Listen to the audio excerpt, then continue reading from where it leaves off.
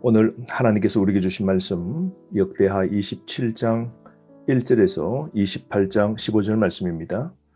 오늘 본문의 말씀은 남유다 11대 왕 요담과 12대 왕이었던 아스의 행적입니다. 먼저 요담 왕의 행적을 함께 보실까요? 1절 말씀입니다. 요담이 왕위에 오를 때의 나이가 25세라 예루살렘에서 16년 동안 다스리니라. 그의 어머니의 이름은 여루사요 사독의 딸이더라. 요담은 25세 때 정식으로 왕이 되지만 15세 때 아버지와 함께 섭정을 그가 하게 됩니다. 그러나 그는 아버지의 삶에서 많은 것을 배우게 되는데요. 2절 말씀 보시면 아버지의 잘못된 모습을 보면서 그는 타산지석으로 삼아 아름다운 신앙의 삶을 살아가게 됩니다. 2절 말씀, 요담이 그의 아버지 우시아의 모든 행위대로 여호와 보시기에 정직하게 행하였으나 여호와의 성전에는 들어가지 아니하고 백성은 여전히 부패하였더라 그럽니다. 부친의 실수를 되풀이하지 않은 겁니다. 아버지가 병이 들어서 마지막에 죽는 날까지 나병 환자로 그렇게 살게 되죠. 아버지 우시아의 모습을 보면서 병 걸려 10년 동안 고생하는 모습을 그는 쭉 지켜봅니다. 물론 우시아 왕이 자식에게 바르게 살도록 병 걸린 후에 신앙의 교육을 잘 가르쳤을 겁니다. 그는 여호와의 성전에 들어가지 아니하였다 그럽니다.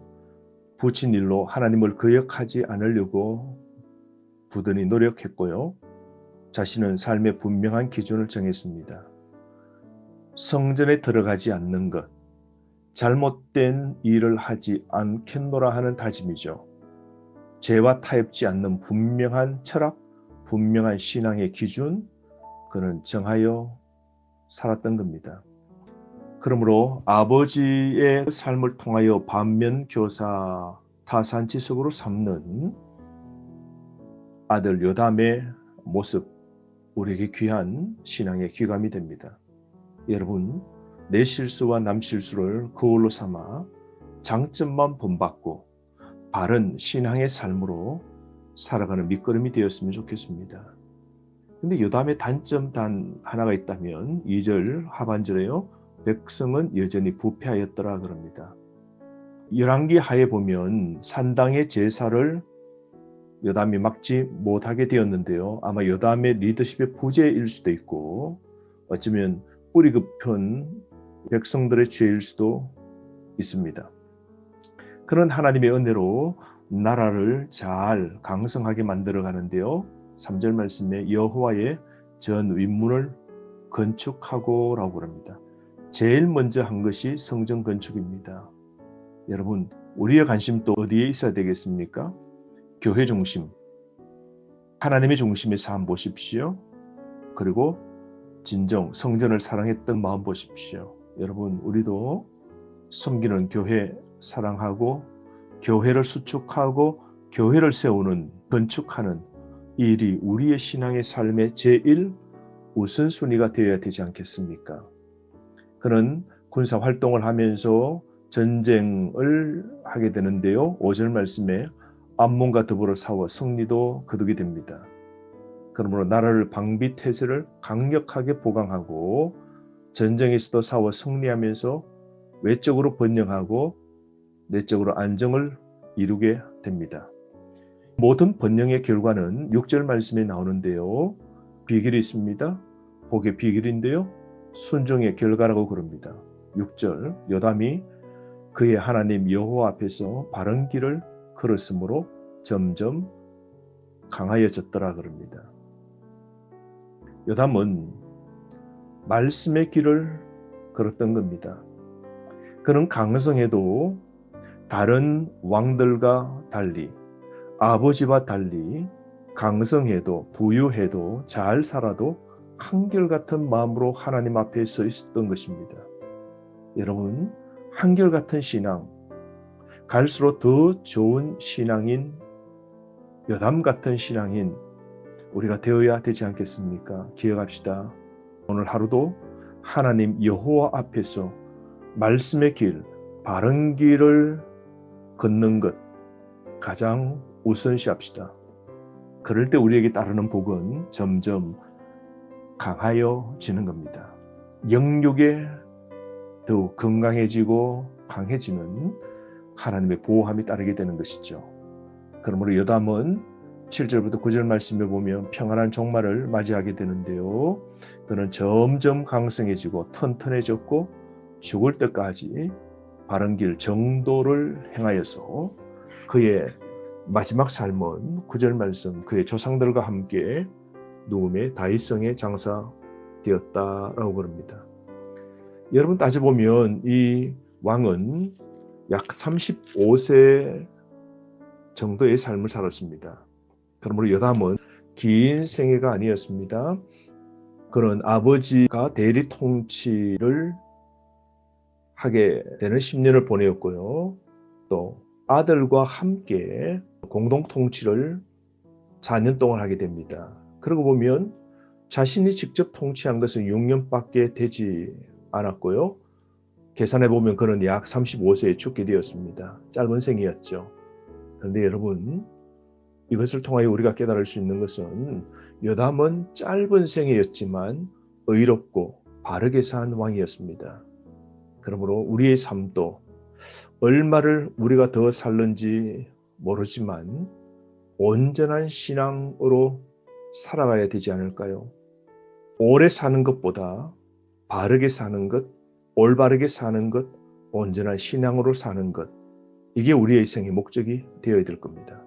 이어서 28장부터 유다왕 아하스에 관한 행적인데요. 그의 아버지와 대비되는 아주 악한 삶을 아들은 살게 됩니다.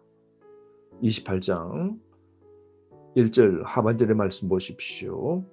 그의 조상 다윗과 같지 아니하여 여호와 보시기에 정직하게 행하지도 아니하고 2절 이스라엘 왕들의 길로 행하여 바알들의 우상을 부어 만들고 3절 흰놈의 아들 골짜기에서 분향하고 여호와께서 이스라엘 자손 앞에서 쫓아내신 이방 사람들의 가정한 일을 본받아 그의 자녀들을 불사르고 4절 또 산당과 작은 산 위와 모든 푸른 나무 아래에서 제사를 드리며 분향하니라. 아하스는 가장 악한 통치를 하게 되고 하나님을 배역한 왕입니다. 악한 길을 걸어가게 되고 나라를 우상 숭배 천지로 만들어버린 왕이죠. 유다에서 두 번째로 악한 왕인데요. 첫 번째로 악한 왕은 므낫세 왕이었죠. 이처럼 아버지의 복으로 이룬 모든 번영이 결국 타락으로 이끌게 된 것이죠. 주신 복이 오히려 우상 숨기는 타락의 길로 빠지게 된 겁니다. 인신제사를 드리며 이방 풍습을 따를 정도로 우상 숭배가 만연하게 된 겁니다. 여러분, 오늘 우리가 물질의 번영을 이루고 있습니다. 최첨단 과학시대에 살고 있습니다. 이럴 때 우리 시대의 우상들이 성행하고 있지 않습니까? 하나님이 우리에게 주신 복과 풍요가 도리어 함정과 올무가 된다면 우리에게는 이것이 악이고 독이고 폐가 되겠죠. 그러므로 여러분, 우리의 삶을 돌아봅시다. 2절부터 4절까지 아하스 왕처럼 행동하면 모든 행동은 결국 파멸의 출발이 될 겁니다. 그러므로 하나님께서 이런 악한 왕을 그냥 두시겠습니까? 하나님의 반드시 심판이 있죠. 6절 말씀 보십시오. 이는 그의 조상들의 하나님 여호와를 버렸습니다. 르말라의 아들 베가가 유다에서 하루 동안에 용사 12만 명을 죽였으니 그럽니다. 이어서 5절 말씀 보십시오. 그러므로 그의 하나님 여호와께서 그를 아람 왕의 손에 넘기심에 그들이 쳐서 심히 많은 무리를 사로잡아 다메섹으로 갔으며 또 이스라엘 왕의 손에 넘기심에 그가 쳐서 크게 살육하였다라고 그럽니다. 아람과 이스라엘이 유다를 침략하게 되었습니다. 하나님의 길을 버리고 우상 숭배한 죄를 하나님이 심판하신 것이죠. 불순종과 배역은 결국 하나님의 심판이 받는 일밖에 없는 것이죠. 20만 명이 포로로 끌려가게 되고요. 8절 말씀 보십시오. 재물과 모든 것을 빼앗기게 되고 사마리아로 끌려가는 불운을 맞이하게 된 겁니다. 사랑하는 성도 여러분, 우리가 하나님 떠나고 악을 행하면 우리 삶은 남김없이 다 사라지고 빼앗기게 되는 겁니다. 그럴 때 북이스라엘에 한 선지자가 나타나서 북이스라엘 군인들이 하는 일들을 꾸짖게 되는데요. 8절 말씀 보십시오. 이스라엘 자손이 그들의 형제 중에서 그들의 아내와 자녀를 합하여 20만 명을 사로잡아서 사마리아로 끌고 가죠. 그때 9절 말씀에 여호와의 선지자가 있는데 이름이 오뎃인데요. 그가 사마리아로 돌아오는 군대를 영접하고 그들에게 이르되 너희 조상의 하나님 여호와께서 유다에게 진노하셨으므로 너희 손에 넘기셨거늘 너희의 노기가 충전하여 살육하고 이제 너희가 또 유다와 예루살렘 백성들을 압제하여 노예로 삼고자 생각하는도다. 북이스라엘 선지자 오뎃이 승리하고 돌아오는 북이스라엘 군대에게 두 가지를 지적합니다. 첫 번째가 유다에게 살육을 강행했다는 것이죠. 10절 말씀에 유다 백성을 노예로 삼으려고 했다는 것이죠. 동족을 노예로 삼을 수 없도록 하나님이 레위기 25장 46절에 명령하신 것이 있죠. 그러므로 북이스라엘 이 선지자가 북이스라엘이 남유다에게 행한 잘못을 지적합니다. 뿐만 아닙니다. 12절 말씀에 보면 4명의 막강한 실세 있는 북쪽의 지도자가 선지자와 하나님을 두려워하고 그 말에 순종하게 됩니다. 물론 당시 베가 왕조가 거의 무너져 힘을 쓰지 못하는 상황이라 20만 명 포로를 석방하는 일을 왕 없이 이렇게 4명이 처리하고 있는 거 보십시오. 그런데 여러분, 지도자 4명이 이 선지자의 말에 순종하여서 남유다 포로에게 자유를 베푸는 것 보십시오. 무너져가는 북이스라엘을 향해 하나님은 소망을 버리지 아니하셨음을 볼 수 있죠. 그들에게도 은혜를 베푸시는 하나님이 마지막까지 우리에게도 자비를 베푸심을 믿읍시다. 나라가 망하고 무너져가는 북이스라엘 속에서도 참된 선지자 오뎃이 있었고 또한 하나님을 두려워하는 4명의 지도자가 있는 것 보십시오. 주님의 나라에는 항상 악한 세상 속에서도 남겨둔 자들이 이와 같이 있는 겁니다. 그러므로 그들은 두 가지를 실천하게 됩니다. 선지자와 지도자의 말을 순종하고 회개하면서 14절 말씀에 포로와 물건을 포기하고요. 15절 말씀에 포로들에게 호의를 베풀고 그들을 돌려보냅니다. 포로를 석방한 것이죠. 잘못한 남유다 백성이 뜻밖의 북이스라엘 군인들에게 호의를 받게 되는 것이죠. 아마 매우 놀랍고 감동을 받았을 겁니다.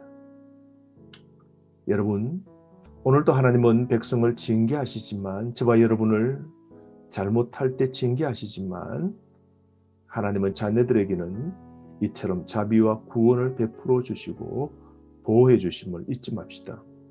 남유다 백성이 우상을 떠나고 악을 행하고 하나님의 심판밖에 없었지만 포로로 끌려가는 심판받은 남유다 백성에게 하나님은 마지막에 이렇게 포로에서 풀려나는 은혜를 베푸시는 것 보십시오. 배후에서 이렇게 은혜를 베푸시는 하나님의 사랑 기억합시다. 여러분, 오늘도 하나님은 나를 돕는 자이십니다. 변함없이 사랑을 베푸십니다. 내가 오늘 포로처럼 잃고 빼앗기고 내 인생이 포로처럼 깜깜해지고 내 힘으로 아무것도 할 수 없을 때 지금 주님은 우리에게 자유의 은혜를 포로에서 석방되는 이와 같은 은혜를 베푸심을 믿읍시다. 오늘도 저와 여러분들에게 자비를 베푸시는 하나님의 사랑을 기억합시다. 주어진 삶, 말씀 따라 승리의 삶을 사는 저와 여러분 되기를 바랍니다.